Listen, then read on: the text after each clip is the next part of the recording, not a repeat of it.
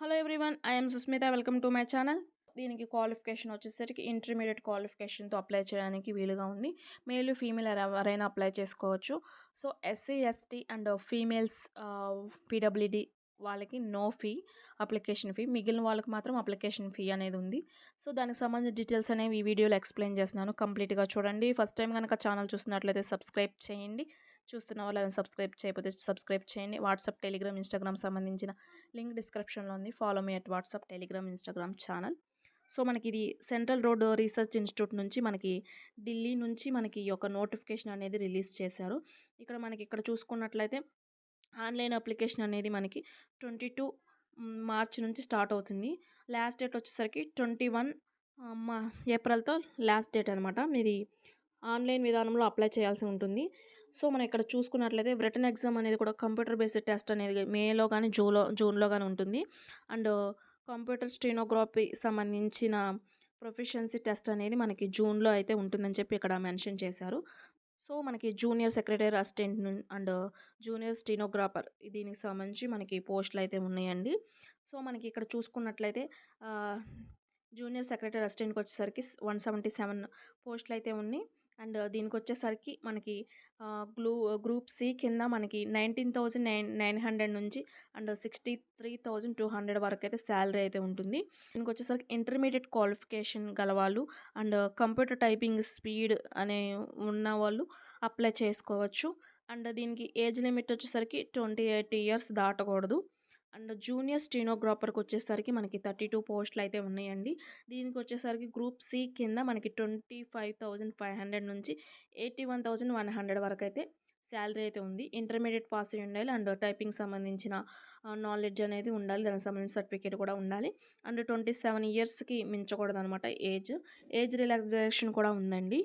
So age limit చెప్పారు కదా, దానికి మనకి కేటగిరీస్ వైజ్గా ఏజ్ రిలాక్సేషన్ కూడా ఉంది. ఎస్సీ ఎస్టీ వాళ్ళకి +5 ఇయర్స్ అండ్ ఓబీసీ వాళ్ళకి +3 ఇయర్స్ అండ్ పీడబ్ల్యూడీ వాళ్ళకి 10 ఇయర్స్ అండ్ పీడబ్ల్యూడీ ఎస్సీ ఎస్టీలో ఉంటే 15 ఇయర్స్ అండ్ పీడబ్ల్యూడీ ఓబీసీలో అలా ఉంటే 13 ఇయర్స్ ఇలా అయితే ఉన్నాయండి.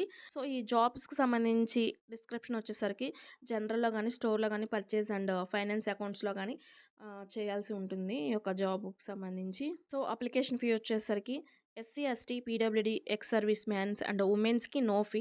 మిగిలిన వాళ్ళందరికీ 500 రూపీస్ అనేది పే చేయాల్సి ఉంటుంది. UPI, net banking and credit card, debit card వాటి ద్వారా మనకి పే చేయాల్సి ఉంటుంది అనమాట. సో మనకి సెలక్షన్ ప్రాసెస్ వచ్చేసరికి మెరిట్ లిస్ట్ బేస్డ్ అయి ఉంటుంది. ఎగ్జామ్ ఉంది కదా సిబిటీలో, మెరిట్ లిస్ట్ బట్టి మనకి సెలక్షన్ అయితే ఉంటుంది. సో జూనియర్ స్టెనోగ్రాఫర్ పోస్ట్కి వచ్చేసరికి మోడ్ ఆఫ్ ఎగ్జామ్ చూసుకున్నట్లయితే ఓఎంఆర్ బేస్డ్ కానీ కంప్యూటర్ బేస్డ్ టైపు ఎగ్జామ్ అనేది ఉంటుంది. అండ్ మీడియం వచ్చేసరికి ఇంగ్లీష్లోనే ఉంటుంది. ఇంగ్లీష్ అండ్ హిందీలో పేపర్ అనేది ఉంటుందన్నమాట. ఎగ్జామ్ అనేది ఇంటర్మీడియట్ లెవెల్లో ఉంటుంది. క్వశ్చన్స్ అనేవి 200 వస్తాయి. టైం అనేది 2 అవర్స్ అండ్ 2 అవర్స్ 40 మినిట్స్ ఈ టైంలో ఉంటుందన్నమాట టైమింగ్. సో సబ్జెక్ట్స్ వచ్చేసరికి general intelligence and reasoning and general awareness and English language and comparison వీటి మీద క్వశ్చన్స్ అయితే వస్తాయి. 50 క్వశ్చన్స్ ఏమో general intelligence, reasoning. Each question 1 mark కింద 50. రాంగ్ ఆన్సర్ వచ్చేసరికి 0.25 మార్క్ అనేది కట్ అవుతుంది. జనరల్ అవేర్నెస్కి వచ్చేసరికి 50 క్వశ్చన్స్, ఈచ్ క్వశ్చన్ 1 మార్క్ కింద 50. రాంగ్ ఆన్సర్ వచ్చేసరికి 0.25 మార్క్ అనేది కట్ అవుతుంది. ఇంగ్లీష్ లాంగ్వేజ్ అండ్ కంపారిజన్కి వచ్చేసరికి 100 క్వశ్చన్స్ 100 మార్క్స్, 0.25 మార్క్ అనేది ఈచ్ రాంగ్ ఆన్సర్ కట్ అవుతుంది. సో మనకు టోటల్ వచ్చేసరికి 200 questions. Computer based test and typing skill బట్టి మనకి సెలక్షన్ ప్రాసెస్ అనేది జరుగుతుంది. సో జూనియర్ సెక్రటరీ అసిస్టెంట్ కూడా సేమ్. మీ ఇంగ్లీష్ అండ్ హిందీలో క్వశ్చన్స్ అనేవి ఉంటాయి. మనకి ఇంటర్మీడియట్ లెవెల్లో ఉంటుంది. అండ్ క్వశ్చన్స్ వచ్చేసరికి 200 అండ్ టైం వచ్చేసరికి 2 అవర్స్ అండ్ 30 మినిట్స్. దీనికి వచ్చేసరికి మెంటల్ ఎబిలిటీ టెస్ట్ అనేది 100 క్వశ్చన్స్ మార్క్స్ వచ్చేసరికి 200. ఈచ్ క్వశ్చన్ 2 మార్క్స్ అనమాట. దీనికైతే నెగిటివ్ మార్క్ అనేది లేదు. అండ్ పేపర్ 2 వచ్చేసరికి general awareness 50 questions, English language 50 questions 3 marks కింద. అండ్ నెగిటివ్ మార్క్ అనేది ఉంది, 1 మార్క్ అనేది కరెక్ట్ అవుతుంది. సో దీని తర్వాత ప్రొఫెషనల్సీ టెస్ట్ అనేది కంప్యూటర్లో ఉంటుంది. English typing 35 word per minute, Hindi typing 30 word per minute and 10 minutes 35 30 word per minute అలా అయితే మనకుంటుంది. వీటిని బేస్ చేసుకొని మనకి జాబ్ అనేది ఉంటుంది.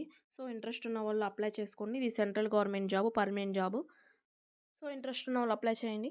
దీనికి సంబంధించినది నేను డిస్క్రిప్షన్‌లో ఉంచుతాను. సో, ఒకసారి చెక్ చేసుకోండి. Thank you so much and subscribe to my channel.